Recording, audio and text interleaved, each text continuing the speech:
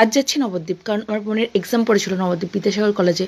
আর এর মধ্যে আমরা চলে এসেছিলাম ফেরিঘাটে, কারণ এখানে ঘাট পার হয়ে ওই পাশে যেতে হবে এবং আমাদের ওখান থেকে টোটোও ধরতে হবে। তো আমি এখানে একটু ন্যাকামো করছিলাম, আর এদের দুজনকে আমি একটু তুললাম। আর দেখো এদের দুজনকে, দেখো এদের কত রিল্যাক্স, এদের এক্সাম তো আমার একটু মনে হচ্ছে না। যাই হোক, আড্ডা মারছি। তো এর মধ্যে আমরা নৌকা পার হয়ে আমরা এই পাশে চলে এসেছি টোটো ধরার জন্য।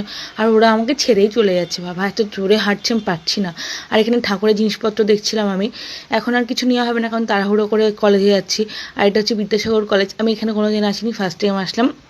আর বোনকে টাটা করে দিলাম, এক্সাম যাতে ভালো হয় এর জন্যে উইশ করলাম। তো ওরা তো এক্সাম দিতে ঢুকেছে, আমি কী করবো? ওই জন্য আমি এখানে একটু সমাজ বাড়িতে এসেছিলাম প্রসাদ খাওয়ার জন্য আর ঠাকুর দেখার জন্য।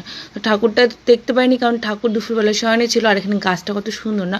আর ইতিমধ্যে আমি প্রসাদ তো এখানে পেয়ে যাই, প্রসাদটা খেয়ে নিই। আর আমার ভাগ্যটা খুবই ভালো, প্রসাদটা আমি পেয়ে গেছিলাম।